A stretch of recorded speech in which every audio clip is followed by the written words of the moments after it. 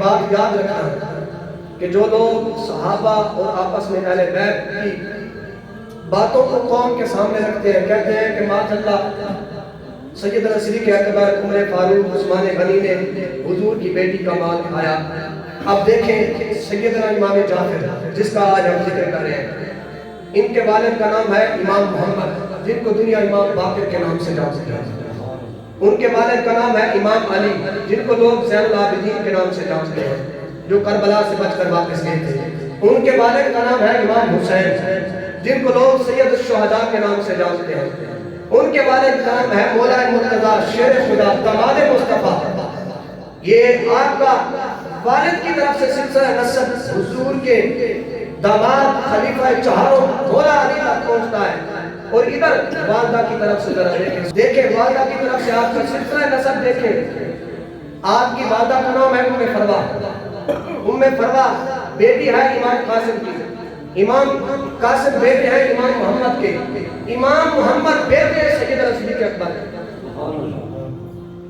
اور پھر دیکھیں پھر آپ کی والدہ کا نام ہے ام فروا، اس کی والدہ کا نام ہے حضرت اسماء۔ حضرت اسماء بیٹی ہے حضرت عبد الرحمن بن ابو بکر کی، حضرت عبد الرحمن بیٹے سیدنا صدیق اکبر۔ والد کی طرف سے ایک سلسلہ نسب آپ کو مولا مرتضیٰ تک پہنچتا ہے، اور ادھر سے والدہ کی طرف سے دو سلسلہ نسب تک آپ سیدنا صدیق اکبر کے پوتے بنتے ہیں۔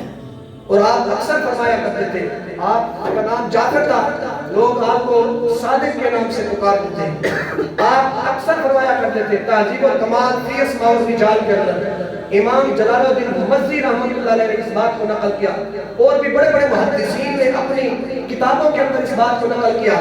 امام جلال الدین مزی رحمۃ اللہ علیہ نے تہذیب الکمال فی اسماء الرجال کی جلد 3 کے اندر آپ فرماتے ہیں کہ سیدنا امام جعفر الصادق رضی اللہ تعالیٰ عنہ اکثر یہ بات کرتے تھے، کیا کرتے تھے؟ آپ فرماتے تھے ولدنی ابو بکر مرتين، فرمایا کہ سیدنا جعفر کو 2 مرتبہ سیدنا صدیق اکبر نے جنم دیا۔ لوگ کہتے ہیں ان کی تو رشتہ داریاں نہیں تھی، یہ کیا ہے؟ آپ ذرا سوچیں، کیا امام جعفر صادق رضی اللہ تعالیٰ عنہ کو معلوم نہیں تھا کہ اس نے میری جو ہے نا وہ دادی صاحبہ کا اس نے مال کھایا ہے؟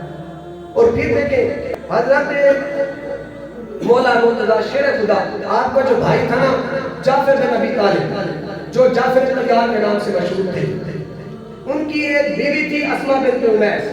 وہ 2 بہنیں تھیں، ایک کا نام تھا ام میمونہ جو حضور کی گھر والی تھی، ایک کا نام تھا اسماء بنت امیس۔ ایک حضور کی گھر والی، ایک حضور کے چاچا صاحب بھائی جعفر طیار تھے، ان کی گھر والی۔ پھر جب جعفر طیار کا وصال ہوا، پھر اس اسماء بنت امیس نے شادی کی حضرت سیدنا صدیق اکبر سے۔ اسماء بنت امیس کی جب شادی سیدنا صدیق اکبر سے ہوئی، وہاں سے اللہ نے آپ کو اولاد دی۔ ان کی رشتہ داریاں چیک کریں، ان کی رشتہ داریاں دیکھیں، ان کے تعلقات دیکھیں۔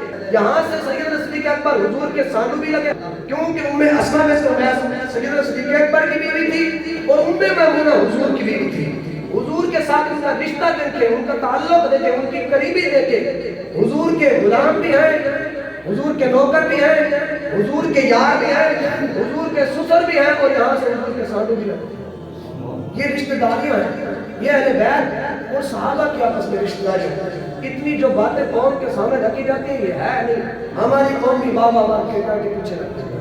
اللہ تبارک تعالیٰ ہم سب کو صحابہ اور اہل بیت کے نقش قدم پر چلنے کی اور ان کا ادب و احترام کرنے کی اور ان کے دامن رحمت کے ساتھ جڑے ہونے کی ہمت ان کی، یہ سنیوں کا مرکز اور بنیاد ہے۔ اس وجہ سے میں نے امام جعفر صادق رضی اللہ تعالیٰ عنہ کا تذکرہ آپ کے سامنے کیا۔